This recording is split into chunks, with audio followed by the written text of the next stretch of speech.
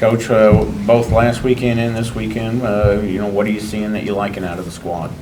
I like how they come together. I like how they're there for each other on and off the mat.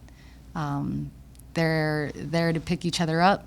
At Life, we had a couple losses that were tough losses, but they pick each other up and they move forward and they take care of their own individual match in that way. I think that we have a special team. What are you seeing out of Nenea as she's working her way back to 100%? I see growth. She's grown from last year to this year. As far as her patience, her injury last December was not a new injury she sustained. She had a very similar injury on the other side of that. So when it happened, it was pretty devastating to think that she had to go through it again. But she was very smart and diligent in her comeback of not trying to rush it and being patient, and it pretty much transferred, I feel like, how she presents herself on the mat. Today may have looked a little different because she was just freight training through her double legs, which was awesome. But in previous matches throughout the season, you could see a lot of tactical growth and mental growth in her. A big part of today was about debuts for a lot of people, transfers and freshmen. I'm curious, what did you tell the newbies going into today, and what did you hope that they would get out of the experience? And I guess particularly Rianne and Valerie, who didn't get to wrestle today. Mm-hmm. Did you tell them anything when you realized that they wouldn't have matches that you'd still hope that they could take from the whole experience? Yeah. When I found out that both teams didn't have a 103 and 110 pound, it really was a conversation with Rianne and all three of the 110 pounders, and really they dream of that experience of being in Carver, no matter if they have, obviously at first they would want to be able to compete, but one of them was like, can I still go out there and take the forfeit? I've always dreamt to get my hand raised in Carver. So it's like, absolutely. I think the women that we have recruited, for the most part, live for moments like this. They feel that energy from the fans and the community who come out and support them, and they feed off of that. They, like Reese had said earlier, they want to fight for our Iowa and put on a show. Someone like Naomi, she grew up a Hawkeye fan, and it really was, is this something that, like everything you imagined and more, and it totally made her day to represent being a Hawkeye and going out there and competing. So I felt they did a great job, all of our freshmen and our transfers, not everyone thrives in environments like that, and you have to work with them individually on how to prepare for moments like that. And you get to learn how each of them goes out and make adjustments throughout those moments, as daunting as sometimes Carver can be, and for some.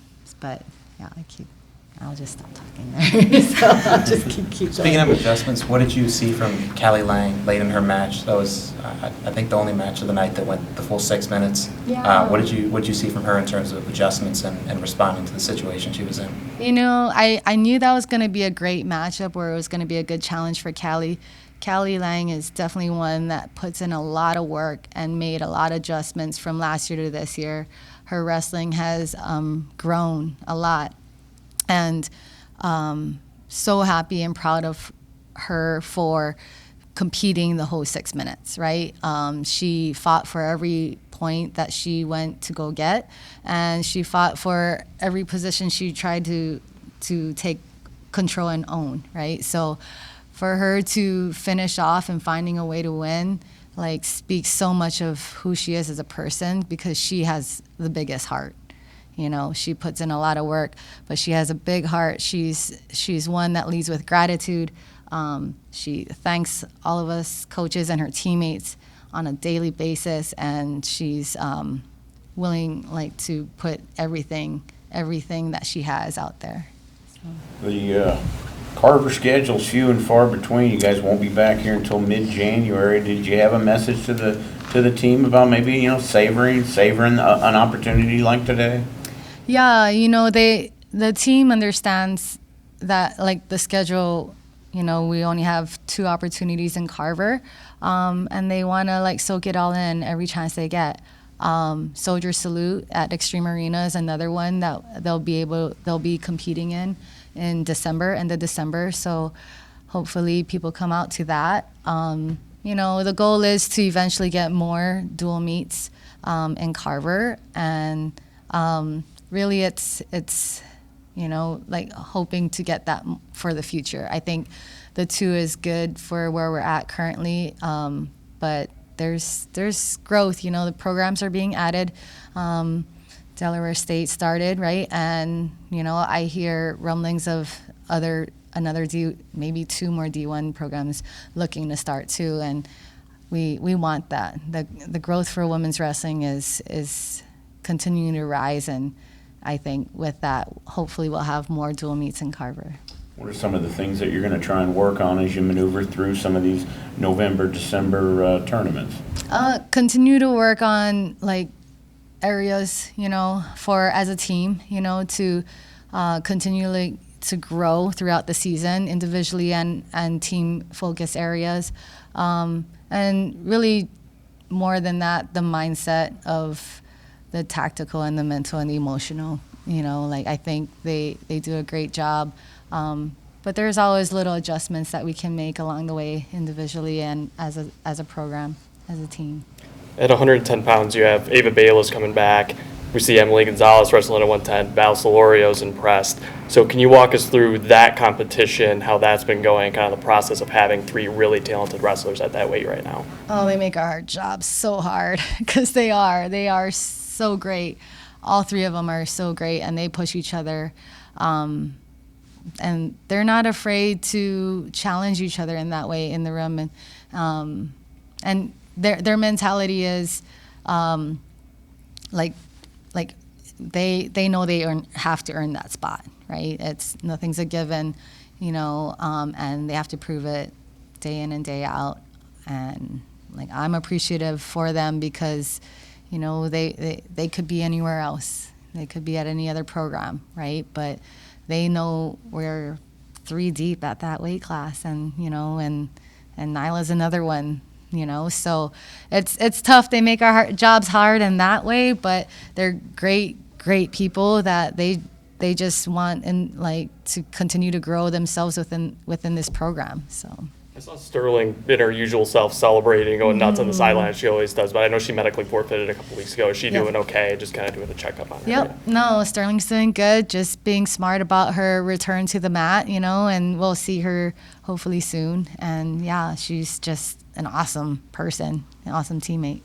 Kennedy Blades, obviously you've known her for a long time, but what have you learned about her since she's arrived on campus and in her first couple of competitions? Oh, man.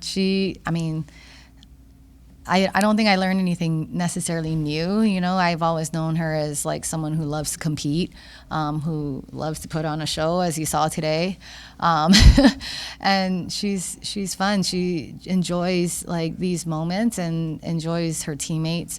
She is so grateful to be part of a team. It's something different than she's had in the last 2 years. And, yeah, and I know she, like, take school is important for her too. So to have that alongside with being a part of a program that she enjoys being on is awesome. Yeah. Last question for Christian.